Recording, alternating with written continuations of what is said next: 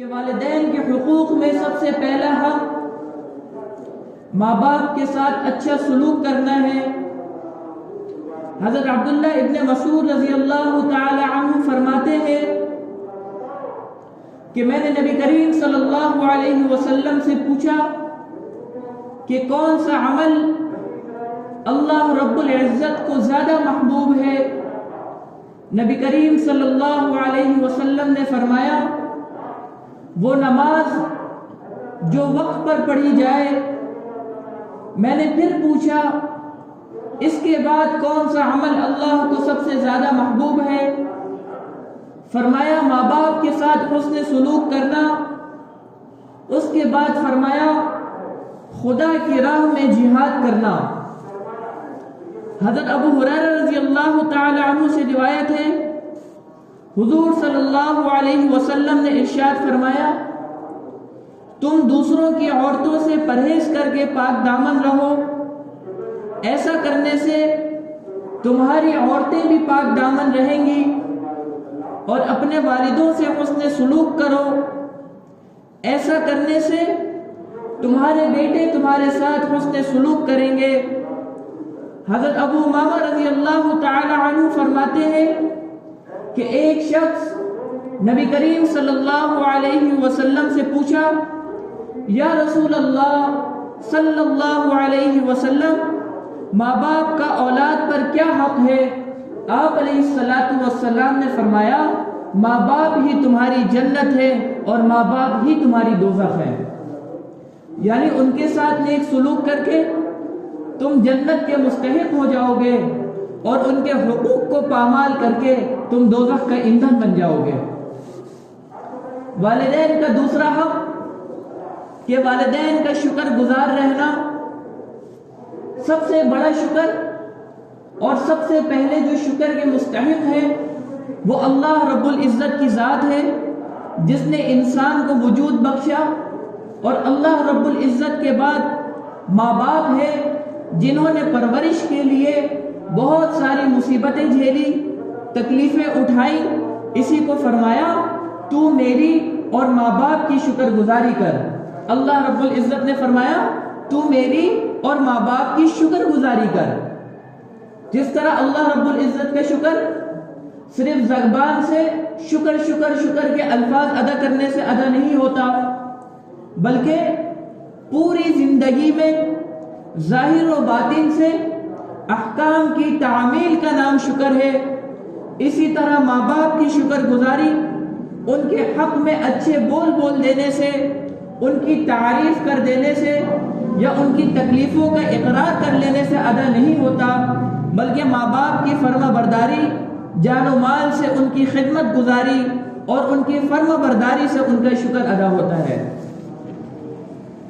ماں باپ کے حقوق میں سے تیسرا نمبر ماں باپ کو ہمیشہ خوش رکھنے کی کوشش کرنا۔ قرآن کریم میں اللہ رب العزت کا ارشاد ہے اگر ان میں سے ایک یا دونوں تمہارے سامنے بڑھاپے کی عمر کو پہنچ جائے تو ان کو اف تک نہ کہو اور نہ انہیں جھڑکو۔ مقصد یہ ہے کہ ایسا کلمہ بھی ان کی شان میں زبان سے نہ نکالو جس سے ان کی تعظیم میں فرق آتا ہو یا جن کلمات سے ان کے دل کو رنج پہنچتا ہو۔ حضرت حسن بصری رحمۃ اللہ علیہ فرماتے ہیں کہ اللہ رب العزت کے علم میں کلمہ اف سے نیچے بھی کوئی درجہ ماں باپ کو تکلیف دینے کا ہوتا تو اللہ رب العزت اس کو بھی ضرور حرام فرما دیتے۔ حضرت عبداللہ ابن عمر رضی اللہ تعالی عنہ کہتے ہیں کہ نبی کریم صلی اللہ علیہ وسلم کا ارشاد ہے اللہ کی خوشنودی والد کی خوشنودی میں ہے اور اللہ کی ناراضگی والد کی ناراضگی میں ہے۔ اگر کوئی اپنے اللہ کو خوش رکھنا چاہے تو اپنے والد کو خوش رکھے، والد کو ناراض کر کے وہ اللہ کے غضب کو بھڑکائے گا۔ حضرت عبداللہ رضی اللہ تعالی عنہ کا بیان ہے کہ ایک آدمی اپنے ماں باپ کو روتا ہوا چھوڑ کر نبی کریم صلی اللہ علیہ وسلم کی خدمت میں ہجرت پر بیعت کرنے کے لیے حاضر ہوا تو نبی کریم صلی اللہ علیہ وسلم نے فرمایا جاؤ اپنے ماں باپ کے پاس واپس جاؤ، ان کو جس طرح تم رلا کر آئے ہو اسی طرح ان کو خوش کر کر آؤ۔ تو میرے دوستو، اللہ رب العزت اور آپ صلی اللہ علیہ وسلم کے ارشادات، یہ تمام چیزیں والدین کے حقوق پر دلالت کرتی ہیں۔ والدین کی عزت، والدین کی تکریم ہر اولاد پر لازم ہے۔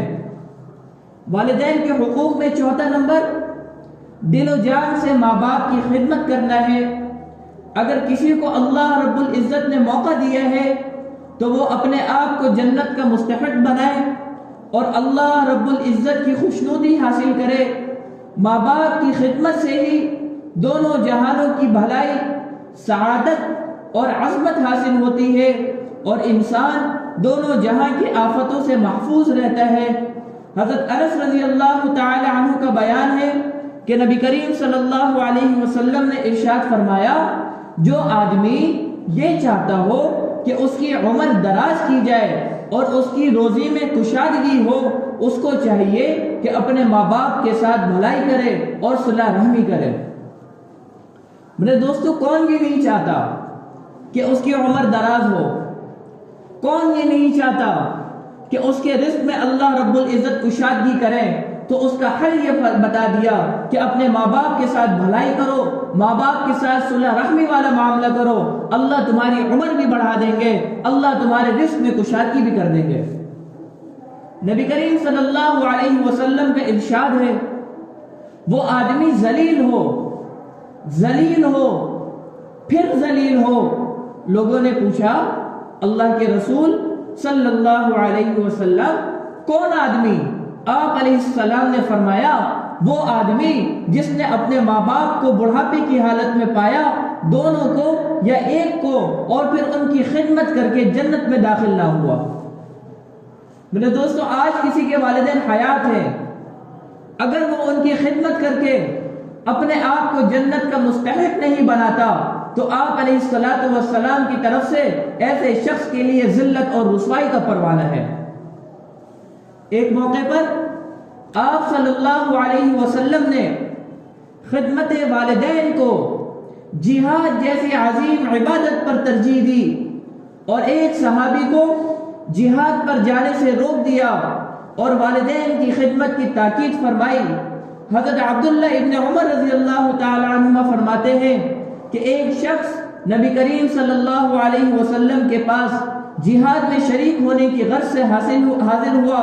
نبی کریم صلی اللہ علیہ وسلم نے اس سے پوچھا، کیا تمہاری ماں زندہ ہے؟ اس نے کہا، جی ہاں زندہ ہے۔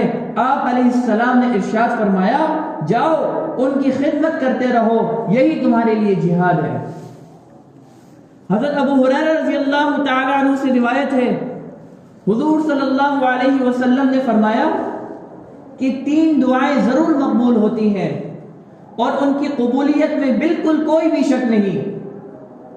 پہلی دعا وہ والد کی دعا ہے، دوسری مسافر کی دعا ہے، اور تیسری مظلوم کی دعا ہے۔ اس حدیث سے والدین کی اہمیت ظاہر ہوتی ہے۔ ملا علی قاری رحمۃ اللہ علیہ مرقات شرح مشکات میں لکھتے ہیں کہ اس میں والدہ کا ذکر نہیں، کیونکہ دعا میں فرمایا کہ والد کی دعا ضرور قبول ہوتی ہے، اس میں والدہ کا ذکر نہیں۔ ظاہر سے والد کی دعا تو ضرور قبول ہوگی، لیکن والدہ کی دعا بھی بطریق اولا قبول ہوگی۔ اولاد کو چاہیے کہ ماں باپ کی خدمت کرتی رہے اور ان سے دعا لیتی رہے اور کوئی حرکت ایسی نہ کرے جس سے ان کا دل دکھے اور ان میں سے کوئی دل یا زبان سے اپنی اولاد کے لیے بد دعا کر بیٹھے۔ جس طرح ان کی دعا قبول ہوتی ہے، اس طرح ان کے دکھے دل کی بد دعا بھی لگ جاتی ہے۔ حضرت عائشہ صدیقہ رضی اللہ تعالی عنہ سے روایت ہے، ایک شخص حضور صلی اللہ علیہ وسلم کی خدمت میں حاضر ہوا، اس کے ساتھ ایک بوڑھا شخص تھا۔ آپ صلی اللہ علیہ وسلم نے فرمایا، تیرے ساتھ یہ کون ہے؟ عرض کیا، یہ میرے والد ہیں۔ فرمایا، باپ کا احترام و اکرام کا خیال رکھنا، ہرگز ان کے آگے مت چلنا، ان سے پہلے مت بیٹھنا اور ان کا نام لے کر مت پکارنا اور ان کی وجہ سے کسی کو گالی مت دینا۔ ماں باپ کا احترام دل سے بھی کریں، زبان سے بھی کریں، عمل سے بھی کریں، برتاؤ سے بھی کریں۔ اس حدیث پاک میں اکرام اور احترام کی چند جزیات ارشاد فرمائی۔ اول تو یہ فرمایا کہ ماں باپ کے آگے مت چلنا، دوسرا یہ فرمایا کہیں بیٹھنا ہو تو ماں باپ سے پہلے مت بیٹھنا، تیسرا یہ فرمایا کہ ماں باپ کا نام لے کر مت پکارنا، چوتھا یہ فرمایا کہ باپ کی وجہ سے کسی کو گالی مت دینا۔ مطلب یہ ہے اگر کوئی شخص تمہارے باپ کو کوئی ناگوار بات کہہ دے تو اس کے باپ کو اس ناگوار بات کہنے کی وجہ سے اس کے باپ کو گالی مت دینا، کیونکہ اس کی وجہ سے وہ تمہارے باپ کو دوبارہ گالی دے گا اور اس طرح تم اپنے باپ کو گالی دلانے کا سبب بن جاؤ گے۔ واضح رہے کہ یہ تمام تر نصیحتیں باپ ہی کے ساتھ خاص نہیں، والدہ کے بھی حق میں ان تمام چیزوں کا خیال رکھنا ضروری اور لازم ہے۔ اور یہ جو فرمایا کہ باپ کے آگے مت چلنا، اس سے وہ صورت مستثنی ہے جس میں باپ کی خدمت کی وجہ سے آگے چلنا پڑے، مثال کے طور پر راستہ دکھانا ہو یا کوئی اور ضرورت درپیش ہو۔ والدین کے حقوق میں سے پانچواں حق ماں باپ کا ادب اور احترام کرنا۔ کوئی بھی ایسی بات یا کوئی ایسی حرکت نہ کرنا جو ان کے احترام کے خلاف ہو۔ قرآن کریم میں اللہ رب العزت فرماتے ہیں وَقُلْ لَهُمَا قَوْلًا كَرِيمًا کہ ماں باپ سے خوب عزت کے ساتھ بات کرو، اچھی باتیں کرنا، لب و لہجے میں نرمی کرنا، عزت و توقیر کرنا، یہ ساری باتیں قولاً کریمہ میں داخل ہے۔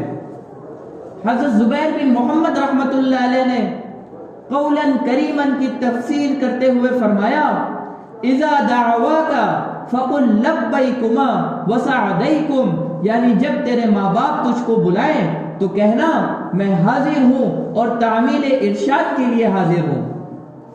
حضرت قتادہ رحمۃ اللہ علیہ نے قولاً کریمہ کی تفسیر میں فرمایا نرم لہجہ اور انداز گفتگو میں سہل طریقے پر بات کرنا، یہ قولاً کریمہ ہے۔